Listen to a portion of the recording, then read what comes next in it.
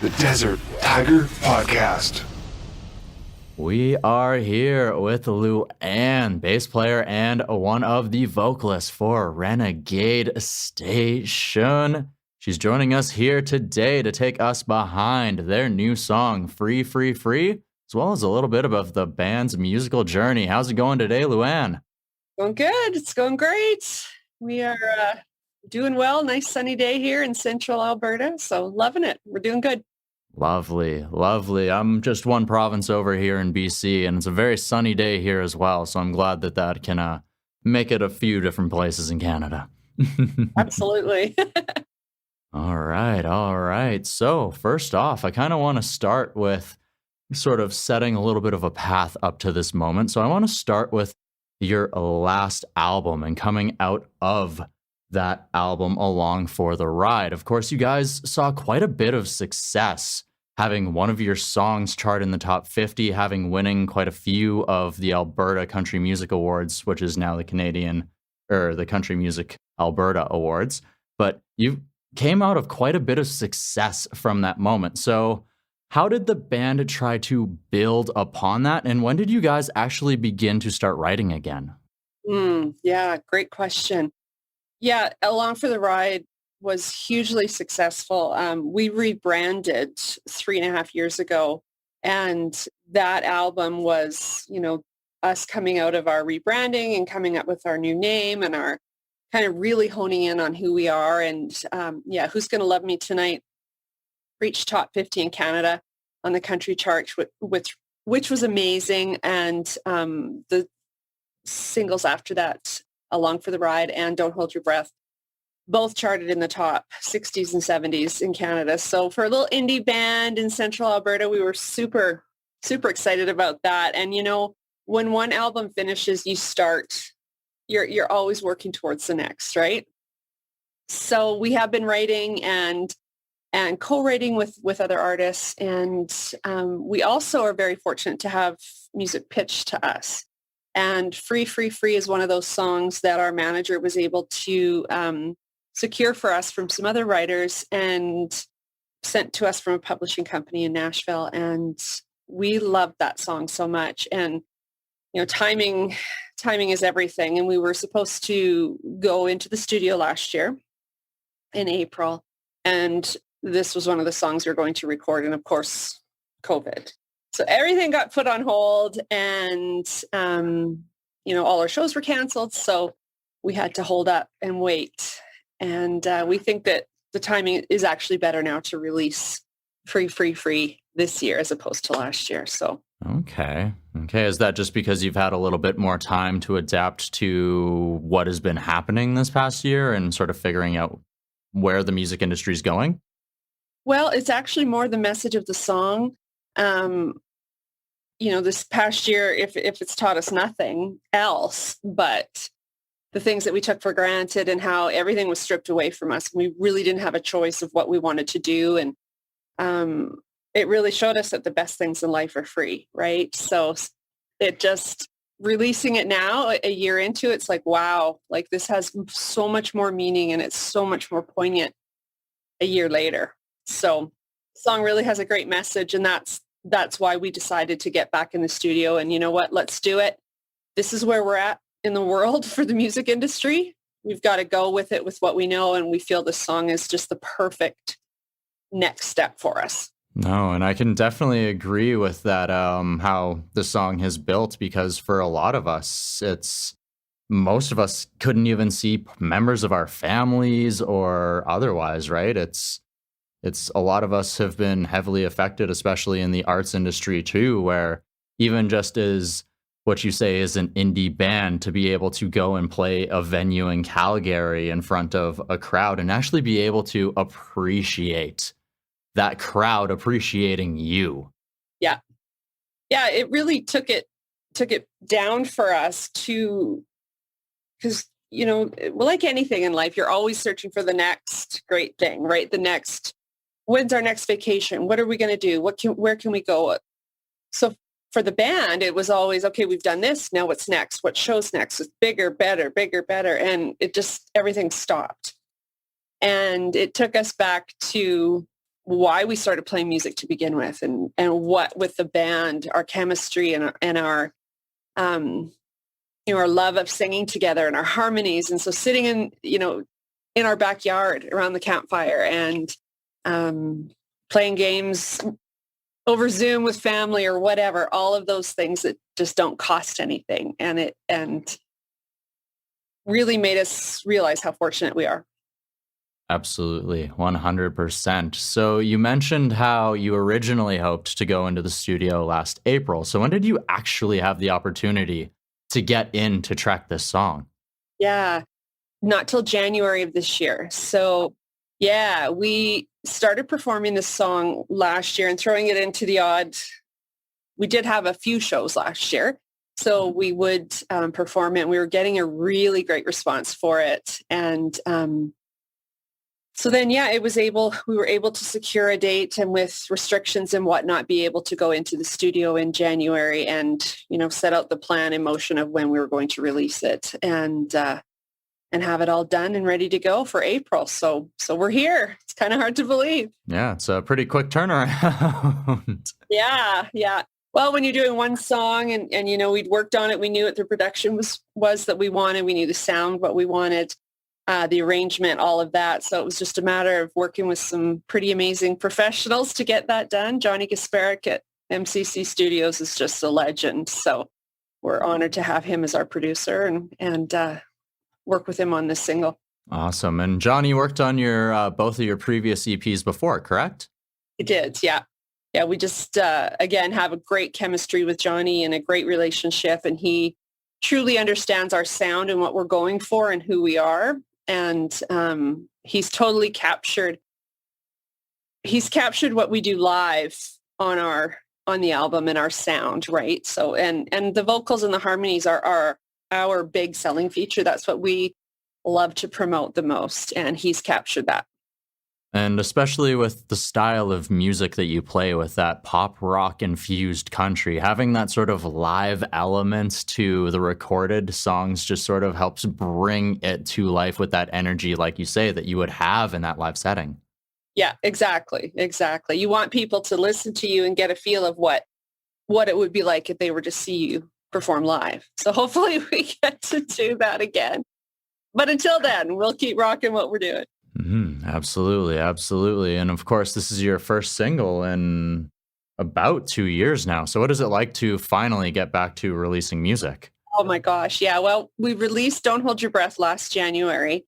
And again, the touring, everything for that just shut right down because of COVID. So it feels like it's been forever because we really couldn't and didn't know what to do as everyone in the music industry. So it feels great. We feel like we have a new lease on life, something to look forward to this year. We're really excited about it. It just feels amazing. And, our fans have stuck with us and we've tried to stay very active on social media to keep them engaged. And without them, we're just a band playing in the basement, right? So we appreciate our fans very much. 100%. It is a very crucial relationship there. It's not only in that live aspect of giving each other feedback, but even just from being able to keep bands and music and arts alive through a year like we've been through.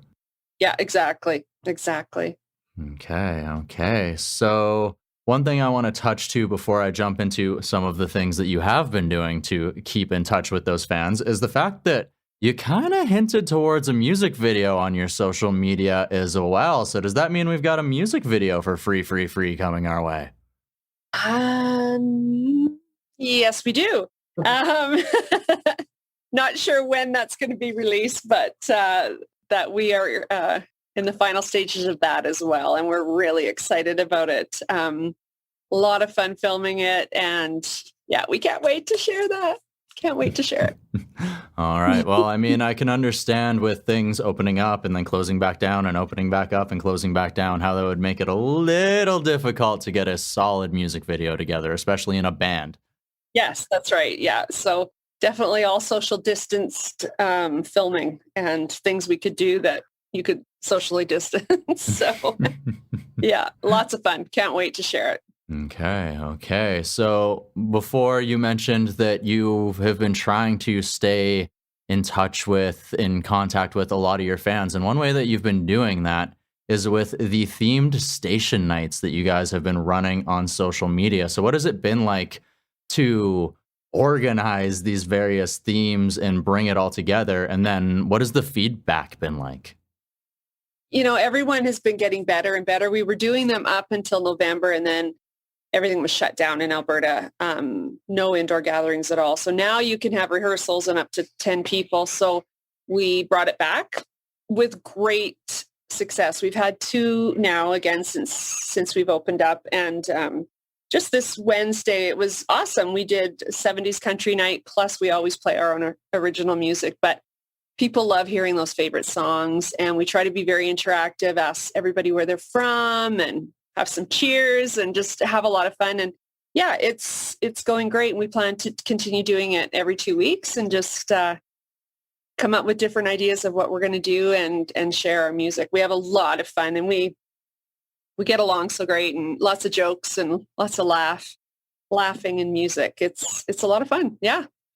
Okay, awesome. So you mentioned that you had the opportunity to play a few shows last year.